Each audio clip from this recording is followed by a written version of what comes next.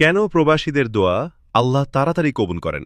কোরআন এবং হাদিস থেকে বলা হল, রসুলুল্লাহ সাল্লাল্লাহু আলাইহি ওয়াসাল্লাম বলেছেন, আল তালাসু দাওয়াতিন লা তুরদ, দাওয়াতুল মাজলুম ওয়া দাওয়াতুল মুসাফির ওয়া দাওয়াতুল ওয়ালিদি লিওয়ালাদিহি। অর্থ, তিন ব্যক্তির দোয়া কখনো প্রত্যাখ্যাত হয় না। ১. মজলুমের দোয়া। ২. মুসাফিরের, প্রবাসীর দোয়া। ৩. সন্তানের জন্য পিতামার দোয়া।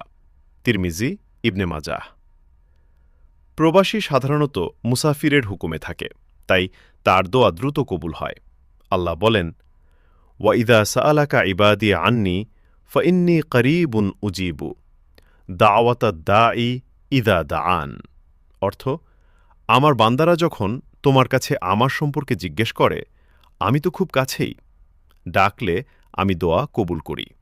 সূরা আল বাকারা ১৮৬। প্রবাসে আল্লাহ ছাড়া আর কাউকে ডাকার সুযোগ থাকে না।